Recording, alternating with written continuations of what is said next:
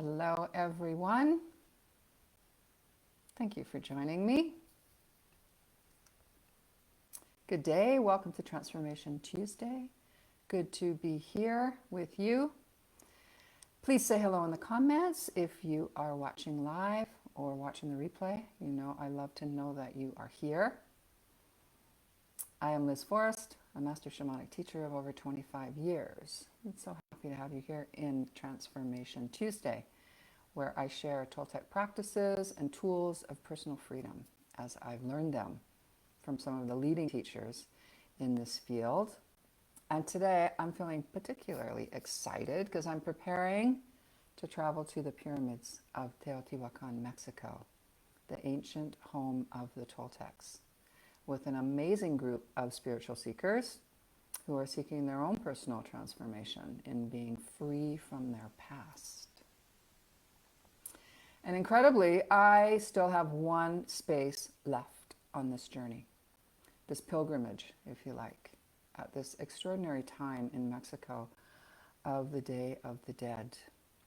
If you're feeling the call to join me, contact me. I'll put my email in the comments. For all the details and registration, perhaps that one space that's left is yours.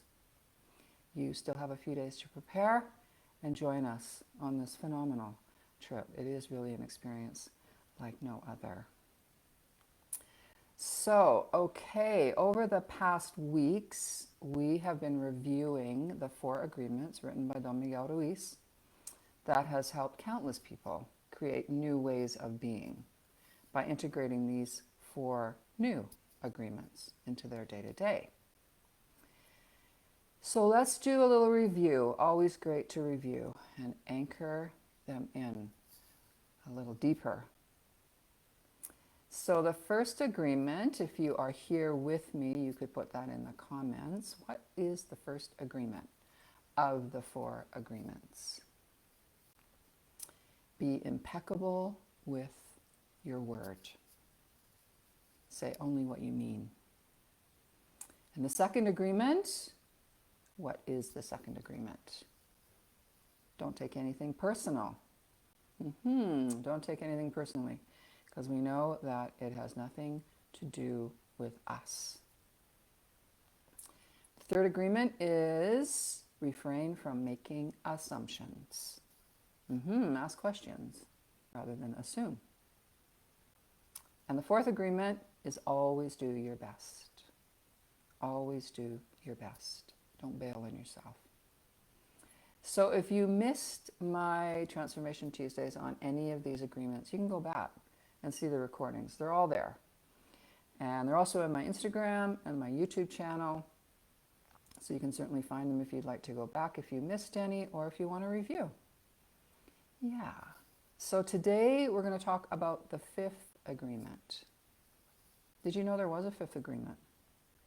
Some of you may not have known there's a 5th agreement. The book was published quite a bit later. It was published about 14 years ago. Yeah, it was published, I think, in 2010. And it's a sequel. It's like a sequel that takes us to a deeper level of awareness of the power of self, our individual self. Yeah. And so once you begin to work with the 4 agreements, the first 4 agreements, earnestly and begin to integrate them into your life, this 5th agreement builds on that. So here we go into the 5th agreement. Be skeptical, but learn to listen. Be skeptical, but learn to listen. So let's explore this. So from the book, what the very short interpretation of this agreement is, be skeptical, but learn to listen. Don't believe what anybody else says or what you say. Don't believe what anybody else says or what you say. Interesting, hey? So the first part is to be skeptical. Why should we be skeptical? It's a good question. Why should we be skeptical? Well, because most of what we hear isn't true. Most of what we hear isn't true. Being skeptical is a masterful practice because it teaches us to discern the truth. In my more advanced classes, there's big practices on discernment. And so this agreement to be skeptical but learn to listen, it teaches us to discern the truth. So someone tells us something, and with discernment, we can ask ourselves, is this true? Is this truth? Is this truth? Or is it story? Based on this person's beliefs, on their opinions, or their own domestication. Yeah, I'm going to say that again. So someone tells us something, and when we're in discernment, we ask ourselves, is this really the truth? Or is it based on the story that this person holds for themselves around their belief system, around their opinions, around their own domestication or programming, if that's a better word? Yeah. So people tell you their own personal story. They tell you their point of view, what they believe is truth, and you listen and recognize that what they are saying is distorted by their beliefs. Yeah, the stories we hold about ourselves, because we do this too, are often distorted by our own beliefs. They're not actually truth. So we tell others our beliefs and opinions based on our story, our own domestication. It's the same thing. Let me clarify. Our story and our domestication, our programming that we were raised with, trained with, they're the same thing, our story and our domestication. And here's a really important part of this teaching, that we hold respect for each other's stories. We don't judge others because their point of view is different from ours. You don't have to believe anybody else's story. You don't have to form an opinion. You don't have to agree. You don't have to disagree. Just listen. And here's the other part of the fifth agreement.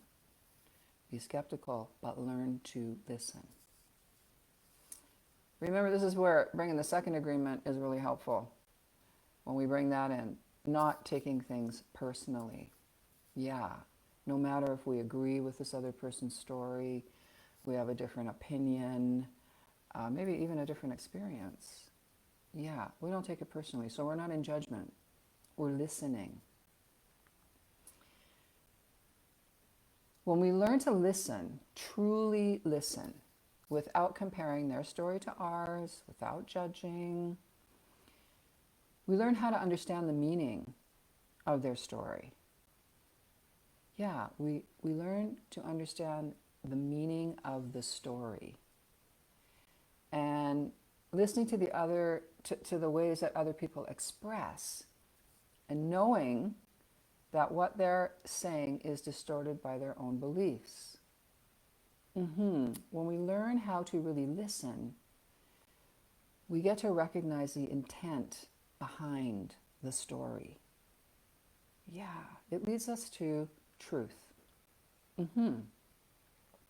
You know that people are telling their story. We know that we're telling our story. And we also know when words are the truth. A quote I love from the fifth agreement is, "The truth doesn't need you to believe it. The truth simply is. And it survives whether you believe it or not.